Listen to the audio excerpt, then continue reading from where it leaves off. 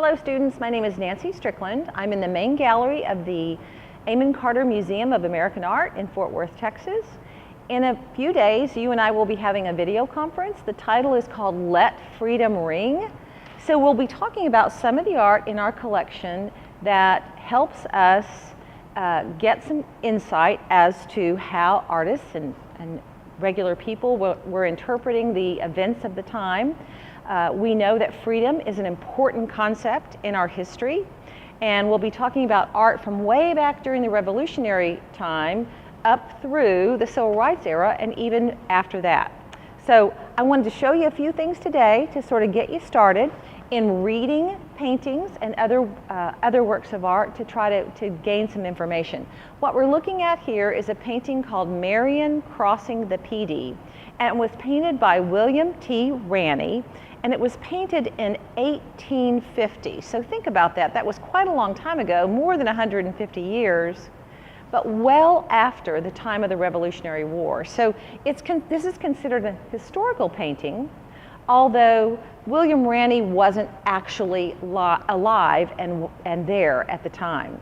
We have General Francis Marion here, and we know that he's the general by the epaulette on his shoulder. He's the one wrapped in the blanket there, and other officers beside him, an officer here, and notice how the rest of the militiamen are not dressed in uniforms. And you may remember from your study of American history that militiamen, took up arms to fight for freedom against the British and weren't necessarily clothed like we'd expect a military person to be clothed. This picture likely depicts when Francis Marion, known as the Swamp Fox because he was very sneaky, staged a surprise attack on the British captors of the colonial militiamen at Camden. And this is his swift retreat across the Pee Dee River with the liberated volunteers. Perhaps that's the event that William Ranney is depicting as we see here. It looks very much like it could be. And it also looks very similar. I want to show you another work of art that is not in our collection. This is Manuel Leutz's Washington Crossing the Delaware. And of course, looking back again at Francis Marion crossing the Pee Dee, you can see quite a bit of similarity between the two. And as I said, Francis Marion was second in popularity only to Washington. And of course, both of these scenes represented a pivotal time during the Revolutionary War when the tide was turned. When Washington's crossing the Delaware, no one really knows the outcome on that Christmas Eve night in 1776, what's going to be the conclusion of the war. So we're looking at things from the Revolutionary War time, and as we move through the collection, we'll be going upstairs and we'll be looking through the Civil War era and on to modern times. Okay, let's take a look at one from a number of years later. This one is called Oregon City on the Willamette, and it was painted by John Mix Stanley in about 1850. And actually, he was on the scene. John Mix Stanley did travel the Oregon Trail, and I know some of you have been talking about that in your history classes, all the way to Oregon City. And when he got there, he found this community, which was really not just a rough beginning community. We already have whitewashed homes and churches and storefronts, and continue to see the Conestoga wagons arriving. But remember, we're talking about freedom.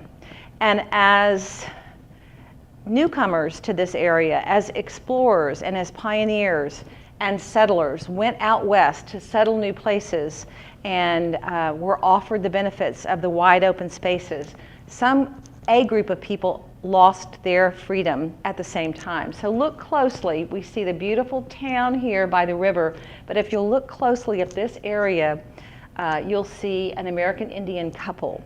And we'll talk about them a little bit more during our video conference in a few days. We'll talk about what's happened when one group gains control, another group loses some of their freedom.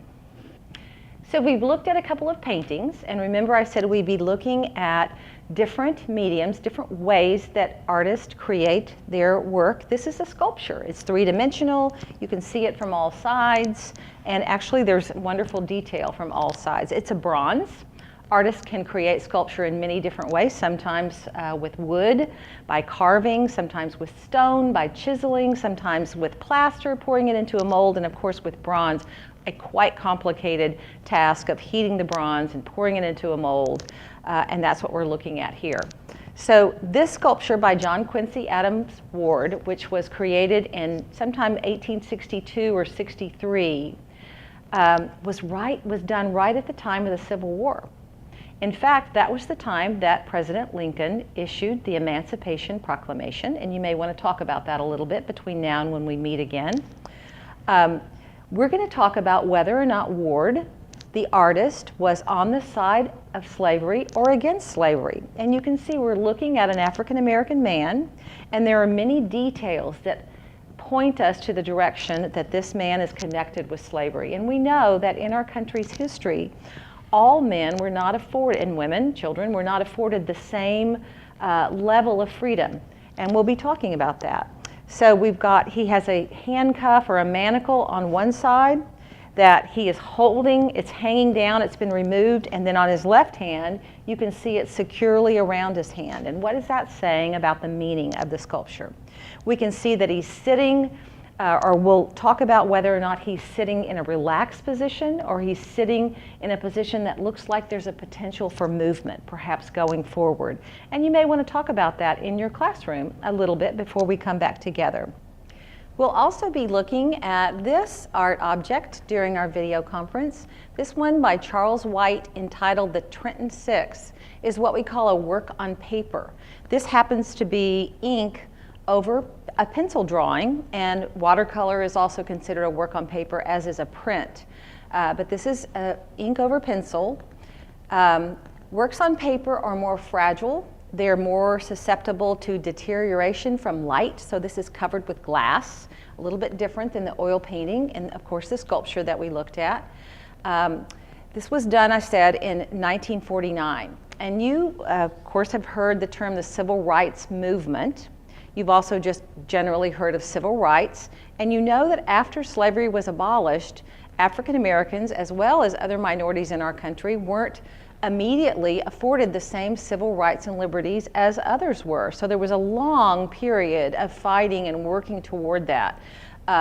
And artists like Charles White used their art to express their opinions and try to change people's minds when it came to denial of rights for African Americans. Again, called the Trenton Six, and we see the 6 African American men in the background and this beautiful, strong woman here in the foreground. I'm not going to tell you the meaning of this now. We'll talk about it more during the program, but I want you to notice the lines, the horizontal and vertical lines. You can probably see that they're barbed wire, and think about what that might mean, the separation between the men and the woman. And then also think about why the artist would have shown her hands up in this position. How does that make her appear differently than had he shown her hands down, resting calmly to her side? So we'll talk more about that and other works on paper during our conference when we get together soon.